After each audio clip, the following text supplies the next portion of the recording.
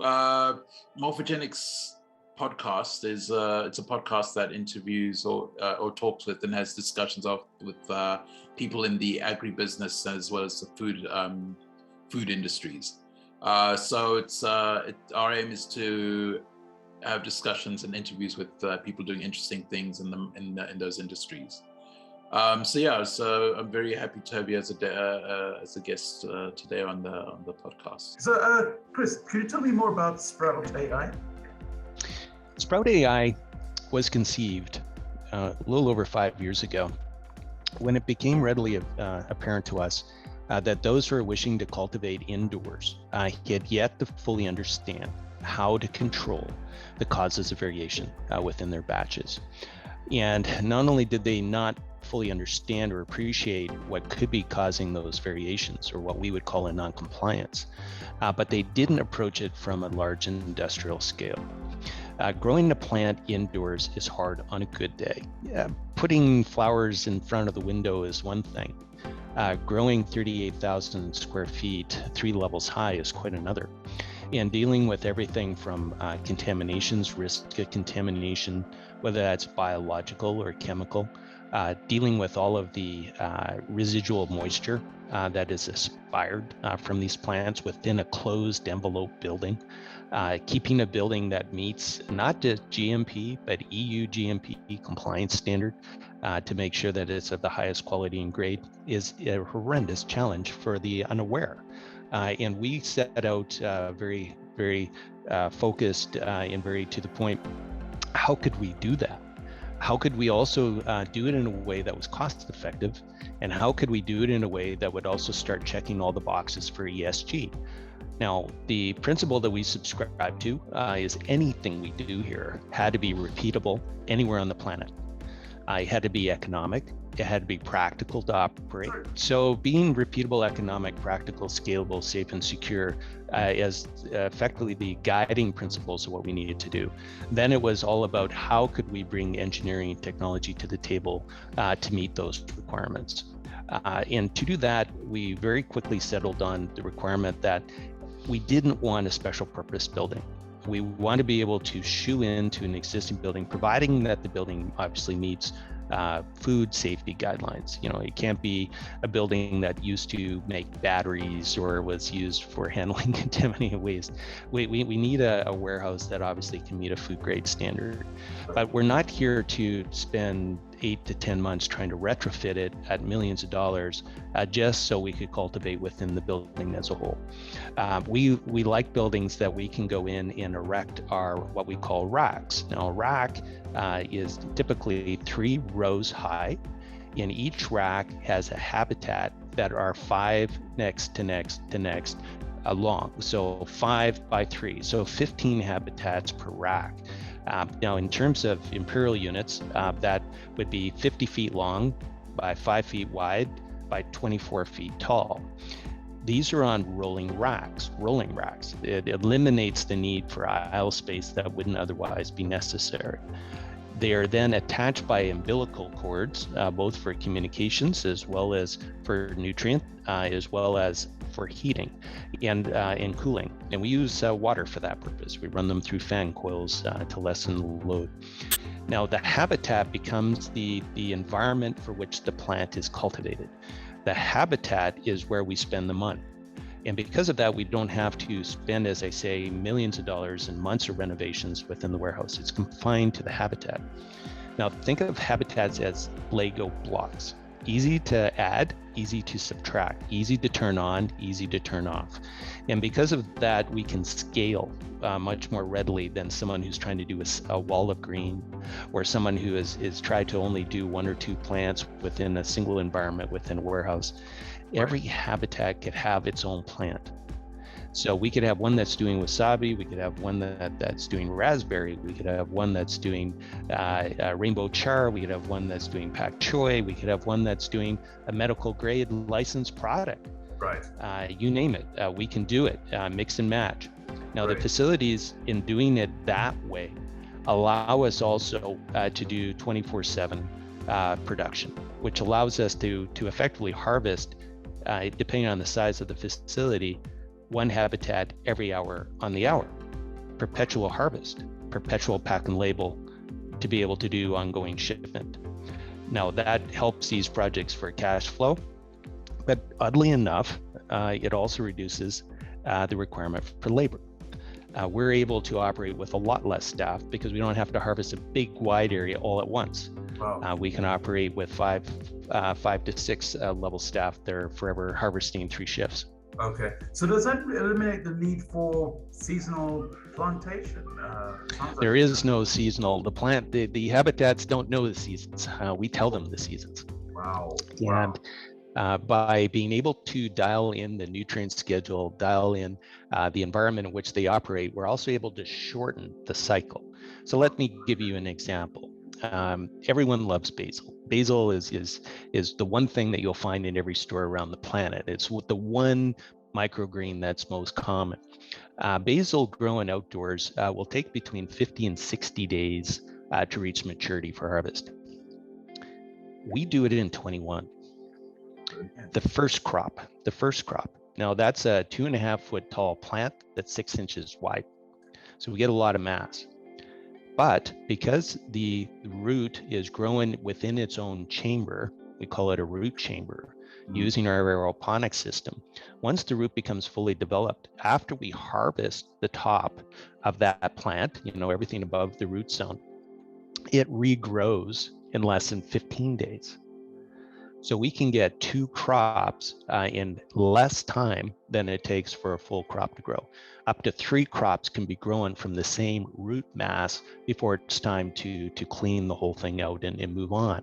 So within a month and a half, we can get full 3 crops versus what would traditionally be an outdoor, without risk of crop loss either. The other thing that we're very good at doing is crop repeatability.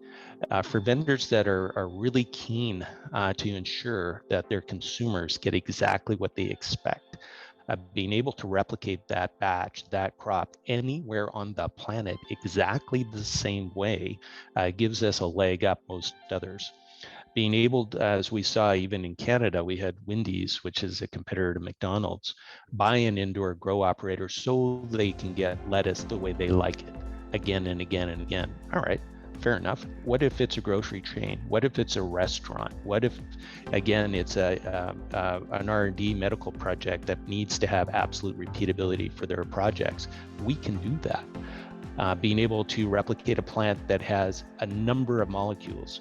If we use cannabis as an example, that could be both cannabinoids and terpenes and flavonoids. Replicate that to be able to put it anywhere at any time, right? So being plant agnostic has helped us a lot, being able to reduce the cycle time even more. But the goal of what we've done is it can be done anywhere on the planet, pole to pole, east to west, exactly the same way. Wow. Okay. What kind of volumes are we talking about per habitat? How much are you getting per habitat? Sure, it depends on the plant. We can do up to 500 plants per habitat, or again, it could go as low as 32. It really depends on the width and the breadth of the plant. They have to have enough room to be obviously to spread out. If we use a head of lettuce, if we're using a standard ball, of course that could be spreading out to 8 to 9 inches wide. If it's basil, as I say, it could be 6 inches. But again, it really depends. It depends on the breadth of the stalk and how high. Now, in height of what we can do, 3.5 feet is a comfortable height. We can go as high as 4 feet within the chamber, depending on the cultivar that we have. But again, it gives the grower a lot of flexibility that others simply don't provide. So who came up with the name of the company, Sprout AI? Yeah, that was a team effort. That goes back to 2018, and it's the AI, of course, being the artificial intelligence portion of this. We're very much focused on continual improvement, and we wanted to build a robust solution of systems that allowed the systems to learn. And being able to dial in what we call dial in the batch How do we optimize light and temperature and humidity, pH, EC, nutrient schedule, temperature of the root zone, temperature of the plant zone can be very different. And how do we do it in a way that we can show measurable improvement? That wasn't easy. And so for that, obviously, we have a very robust ERP and C, it's enterprise resource planning and compliance software that helps us dial those in. And who is your client base or typical client, Chris? Yeah, we're getting a long list now. Everything from municipalities that are expressing interest for Sprout AI to deliver on their long-term goals. As you're aware, there are a number of cities around the world now that are setting a 2030 target, for example, of reducing their imported leafy green microgreens by X%. There's cities that are reducing by 30% by 2030. One city in particular, that's 150 million tons of food, leafy green microgreen, that has to be produced within a city that doesn't have a lot of free real estate. So using high density indoor cultivation is the only way to go. All the way out to, we'll call them research and developers who are trying to stabilize a product, a medical grade product that they want to be able to do a 2 or maybe even a 3-year medical study on. And stabilizing the plant is not easy. And if it doesn't stabilize, then they can't claim that it was actually even a test using the same medicine, right? In between, we have what we'll call, like in Zimbabwe, a facility that's 58,000 square feet that will be running a minimum 3 shifts to get to the point of full operations within 3 years. That has the options to doing whatever the market wants. And being able to handle anyone in between helps a lot. We have northern communities in some countries that had experienced lack of food during the initial COVID shutdowns of airplanes. At that time, in Canada, for example, northern Canada, getting food from Argentina, Chile, Mexico stopped. And that's where they got their food during the winter. So being able to cultivate within their community or within their First Nations reserve to supply not just their people, but local projects, mines, for example, oil and gas, being able to feed them is something that obviously we're very interested in pursuing, and those projects are developing slowly but nicely. Absolutely. And Chris, how much does your product cost? Right. So we have both a retail model as well as a wholesale model. And in terms of capital cost recovery, depending on the crop, full capital recovery is well within the 12 months of operation. And for that, as I say, it's easy to scale up or scale down. Now we are exploring within a few of the markets that we're entering, the new markets, certainly those that are over in Asia, where there's opportunities, for example, to get financing, direct financing. For the habitats, which allows them to lease own over time. So again, the barrier to entry for anyone wishing to get into an indoor cultivated market is much reduced. Low barrier of entry. Absolutely. All right. So your customer base would include small entrepreneurs as well as growing entrepreneurs. So you cater for the smallest of small entrepreneurs to commercial kind of thing. Is that correct? We do excel at these projects that are industrial size, for sure. We can certainly help the local entrepreneur, but we also like to provide full support to these projects as well. We have our non-exclusive agreement, for example, with Theracan International. That's one of our suppliers. We have others coming in now that will provide support for these projects up to 5 years. They plan, design, implement, manage those projects for the buyer effectively. They run their company, they do what they do, but the day-to-day operations are managed. So they don't have to worry about maintenance, ongoing support, technical input, all handled for them as a percentage of the revenue of the project. So again, they're not having to fork out extra capital. The capital is actually just used to set up their project, and then managed services just paid as part of the success of growing and selling the product. And looking at Sprout AI itself, Chris, would you say that you're a farming company that does AI, or are you an AI company that does farming? Both. I do have an agricultural background. I also have a very early IT background in software development. I did work for GE IT Solutions. I managed the North American division for them back in the early 2000s.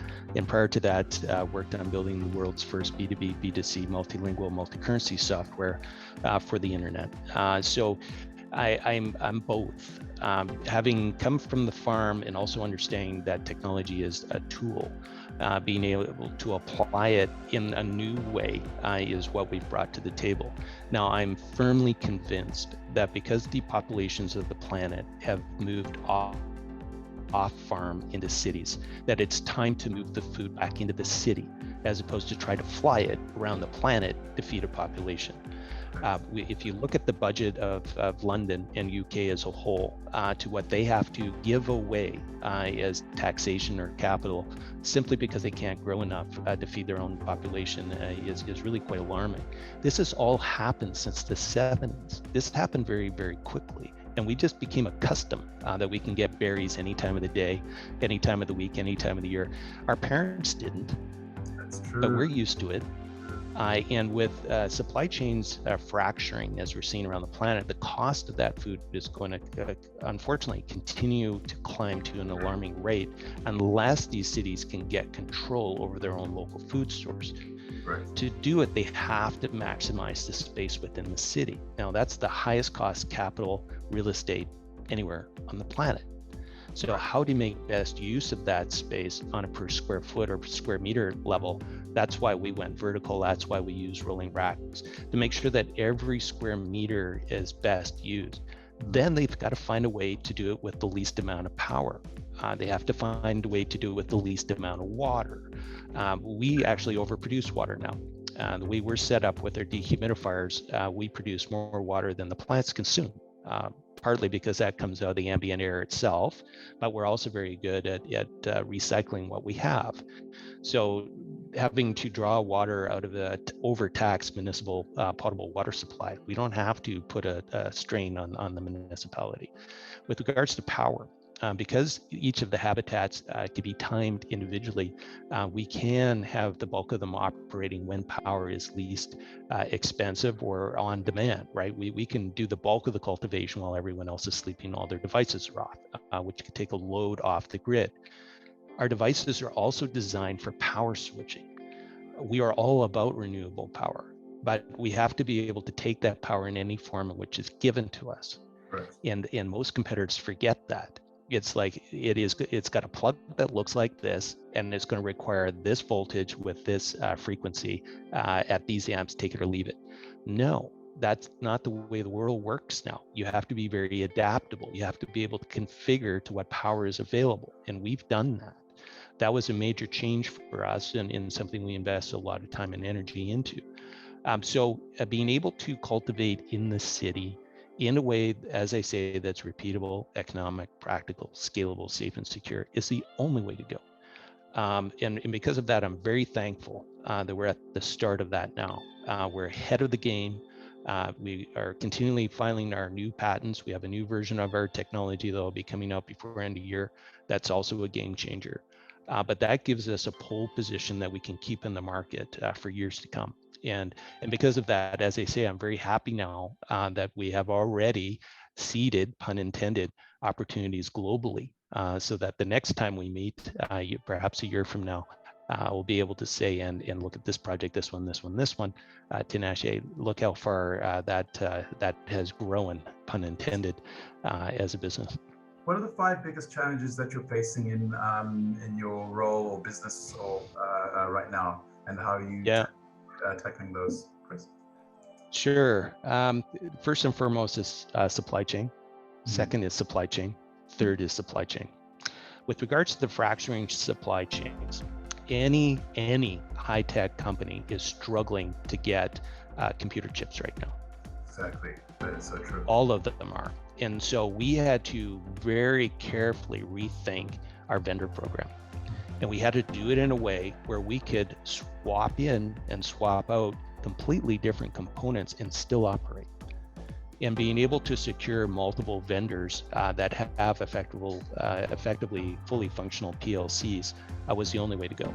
Was it easy? Hell no, it wasn't. And it certainly slowed down our R&D team being able to flex. But again, that's part of our configurability. Just like we have to adapt to power, we have to adapt to where we're going to get our primary components. And anyone who hasn't won't survive next year. I'm guaranteed of it. We're watching slowdowns on delivery that used to be 30 to 60 days are now 6 to 7 months. We're watching terms change for what used to be a 20, 30, 50% deposit to 100% deposit. And if no one can get their primary components in 6 to 7 months and they had to pay 100% up front, good luck with your cash flow. Absolutely. Absolutely. Yeah. So we've managed that. We have an excellent team that got ahead of those issues, saw the trends, found the right countries in which to procure those products from, and do it in a way where we can get enforceable agreements. Our competitors that haven't even thought of that yet, good luck, you're too late. And best wishes. We'll see you out there. Absolutely. Okay. Fourth is meeting international compliance. So that is either a GMP or an EU GMP compliance standard, and getting the auditors that are available timely to be able to get on site to complete their inspections so that these properties and these projects can get into not just production but selling. And then the fifth one is actually access to capital, global access to capital. We tend to be in markets that are very, very insular, very focused on their local domestic market, not seeing the larger international market as a whole. Now, we are trading in Canada, as you know. We are cross-listing in other countries. You'll see our announcements on that in the coming days. But at the end of the day, you really need a capital arm that sees the bigger picture. This is a global opportunity. It's not a domestic opportunity. And that for us is number 5 is challenge. You know, we did start with capital in Canada, and then we extended to capital in the United States. But Europe is a much broader minded capital market. Let's be honest about that. So is Asia. And Oceania. And that's where we're very actively pursuing. The size of the projects on that side of the that side of the planet are not just incrementally larger, they are infinitely larger in scale because of their immediate concerns and demands. And because of that, we need a capital partner that sizes with the size of the opportunity. And that for that is obviously top of mind. So how big does the building need to be, or the minimum size of the building or warehouse need to be? Yeah, sure. Starting with 15,000 square feet, so roughly 1,300 square meters, is a good size facility that will get a very quick cost recovery. And that gives us economy of scale with regards to the capital cost of what goes into the building. And that's including sprout as well as pack and labelable.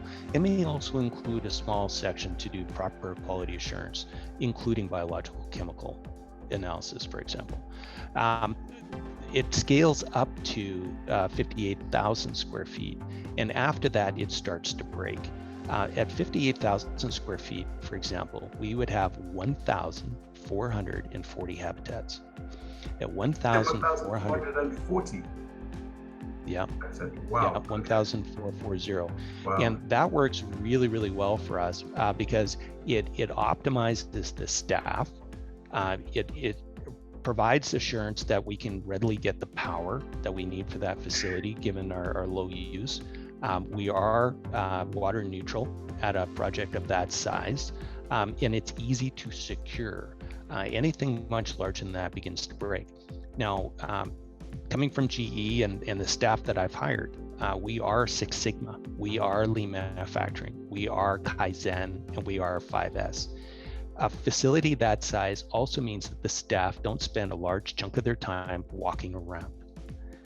For facilities that we watched in Canada that went north of 1 million square feet, they have golf carts trying to drive from one corner to the other. That is not usable time.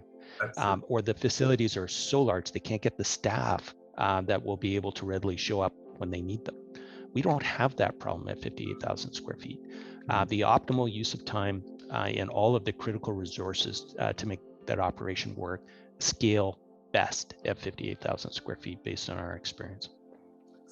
All right, and then when you say staff at 58,000 feet, how many, or 58,000 square feet, how much staff would that type of operation require? Yeah, day staff, when you think of it this way, day staff will scale up during the day to 28, and then in the evening shifts, you hover around 10. And that also includes on-site security as well as cleaning staff for the facility as a whole. Mm-hmm. Now, keep in mind that that 58,000 square feet is run 3 levels high, right?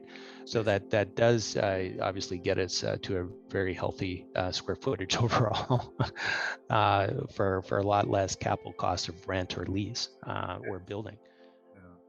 Yeah, how much, I'm not sure if you had the figures, but how much would that equate to a normal size farm, a 58,000 square foot operation? Yeah, that's, well, again, it depends on the crop that we're cultivating, because we are higher density, and obviously being able to shorten the crop cycle time gets us or pushes us close to a quarter section of land or production, depending on the plant, right? And that's per harvest, which is really quite extraordinary. So, in terms of greenhouse gas offsets, setting aside the fact that we're eliminating the carbon offset credit for flying food, assuming that that's already been accounted for, we've eliminated the need to till the land. We've eliminated the need of having to get a diesel tractor and everything else that's required to harvest that crop on property. We don't have a risk of contaminant, so we don't need to use a pesticide. Our nutrients are micro use, and so the amount of nitrogen that we have to use is a fraction compared to an outdoor farm. And because of that, we are highly economized within a very confined space. Whereas the farm, we don't have that. The other thing too is I can control the nutrient exactly to each of the habitats, whereas on farm I can't. The north quarter to the south quarter to the west quarter to the east quarter are going to all be different soil types, moisture levels, and even the amount of sunshine that they might get depending on whether they're on a hillside. I don't have to worry about that, and that gives us a lot of economy of scale over a quarter section. Absolutely. That was also another question of mine. Sunshine, I mean, how do you control that? Right, so we are using the current versions of the LEDs, which are obviously a lot more energy efficient than the early versions. And I have been working with the earliest versions for 8 years now, so we know them very well. We know the main manufacturers very well. And what really worked well for us is also understanding exactly, not just the nanometer range that each plant needs, but its luminosity that it needs. How much active illumination must the plant have in order to thrive? And so having an LED where we can dial it up or dial it down, whether we can lower the lamp to get closer as it's a much smaller plant, whether it's higher, makes best use of that light. Also within the habitats themselves is fully reflective screen. So being able to bounce the light around the habitat to every corner of that plant, including the underside of the leaves, really help it cultivate a lot more than they would if they were simply outdoors. So we took the lessons of Mother Nature and we optimized them for the LEDs that we use. Okay. And Chris, what do people misunderstand about your industry the most? Well, what they really don't understand is freshness. They've forgotten it. We're all accustomed that when we buy a bag of salad, it's only going to last in the fridge for 3 to 4 days. We're used to that. Maybe we get by before it goes moldy. Berries? Who doesn't bring home a box of berries to tip it over and find it's got mold in the middle of it? True. What cultivating all of the different plants that we've done here, for example, in the middle of the jungle, where we have every known mold and spore and pollen and pest. Not only have we been able to cultivate without a lost batch, but when we do harvest here, we've been able to show that our harvest lasts for weeks and weeks and weeks. And often, for example, on a rainbow char or a lettuce or even our microgreens, having them kept in the fridge for 6 to 7 weeks is normal. That's normal. What we didn't appreciate and this has been the game changer for us, is the reason nothing lasts for us when we bring it home from the store is 90% of its life cycle was spent getting it on the plane, off the plane, into the store. Right. Wow. Okay. That's where it went, right? And so being able to do this locally, and our habitats, for example, could grow whatever the consumers want for their community. What we see for expats in one part of Panama is very different than another, depending on their culture. And so being able to tell the local producer, this is what I want. I have a holiday, or I have a celebration, or I have a time of year where I want to see this. We could do that. And then tell them that when it's ready for harvest, it'll be shipped directly to you, and it will last this long. They don't believe it. This is like the days in Russia during Perestroika when I worked there. After the dairy industry collapsed, no one there remembered or could believe that milk could last more than a week because it was unpasteurized. Okay. In our case, leafy greens that are grown domestically in our environment can go straight to table and last in that fridge without risk of contamination for weeks and weeks. And that for us is an absolute game changer. Amazing. It's amazing. Okay. And what piece of advice would you give to someone starting out as a newbie buying your product, buying a habitat? Throw away the conventions. Just throw them away. Keep in mind, this is a tool to grow any plant. Find out, what does the market want? What does the community want? What does the special restaurant purveyor want? What does the hospital want? What does perhaps a palliative care ward want? And then grow it. Give them what they want. I am so tired of going into a store and trying to find spinach, not finding it, or finding it it's all wilty, and then find spinach that I don't like the taste. What if you could tell them what you want and they grow it for you?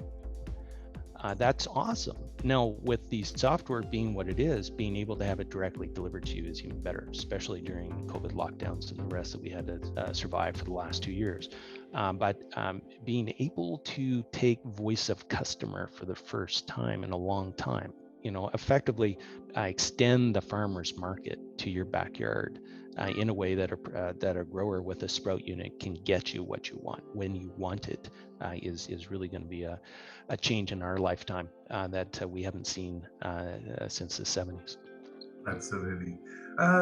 Chris, what's been your biggest work or business failure, and what did you learn from that experience? Yeah, fair enough. Well, the biggest challenge we had was survive COVID. We had to survive it.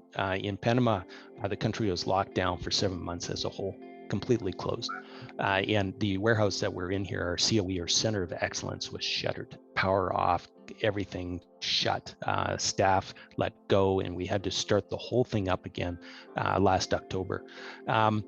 The lesson that I learned from all this, as we had hoped to have accomplished pre-COVID, is we have to be able as a company to spread our risk by country, by regulatory framework, and then by project. Thankfully, we've got there now. So even if one country does need to come offline, we can keep going within another. We can simply shift the personnel or the talent that we have to the jurisdiction when it's still open and operating.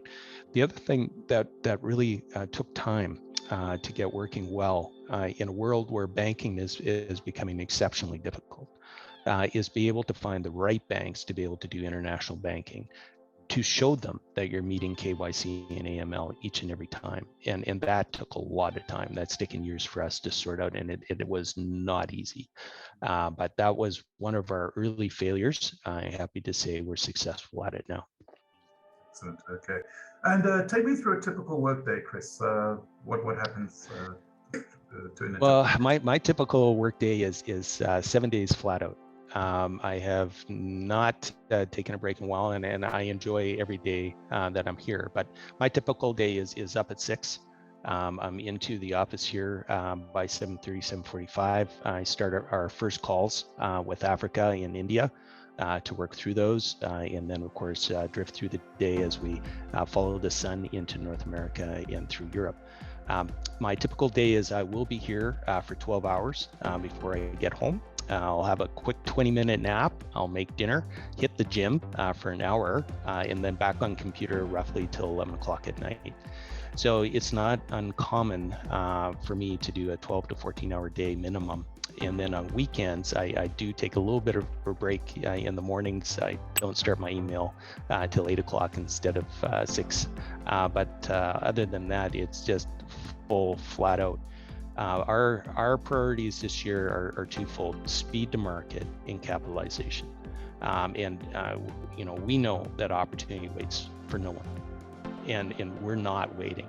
We're going to plow as hard as we can. I do pat myself on the back. It's just part of my protocol at the end of the day when I've done everything I possibly could to move the company forward that day. Every day is to the max. How could we have continually improved? How could we move something that is still in rough draft into final? How could we complete a project that just needs a nudge over the top? What do we need to do to get something moving forward? Always move forward, and that is my day. And who are your rivals or competitors, Chris? Sure enough, there is a long list, and we will be putting out a white paper on this. Now, there's a long list in the sense that the industry is brand new, and that long list is beginning to segment very, very quickly. We have a category of CCAN providers, for example. They would loosely be called a competitor, but when we look at the metrics of what we can produce versus a CCAN, our cost versus CCAN, our flexibility versus CCAN, there's no direct comparison, but they are lumped into what would be called an indoor grow, right? Then we have the vertical wall and green people. I love looking at their pictures, but I always look at the floor in all of those pictures, and I always see puddles of water. Yes, they never show the pictures. That's true. Okay. Yeah. Always look at the floor. That's the first place I look. And the other thing is I with a keen eye of quality assurance, is how the heck do you clean it? Especially with long pipes that are 2 to 3 stories tall or whatever. The other thing I look at for those that are in racks, and some of them may be rolling, they're typically always open racks, is how many different kinds of plants are they cultivating? Because they've turned the warehouse into the environmental control. The problem that we have with the whole warehouse now as what I would call a habitat is then you're limited in what you can grow. Based on temperature and humidity, for example, just as two small components of that.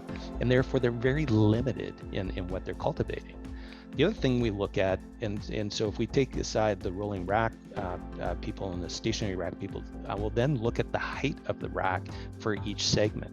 Surprisingly, and same with the CCANs, surprisingly, most of them are very low height, which is eliminating a lot of options to grow. They are effectively telling you what to cultivate only because it can't be higher than this and it can't be higher or wider than that. We felt that was a very short-sighted program. From our opinion, the plant has to be agnostic.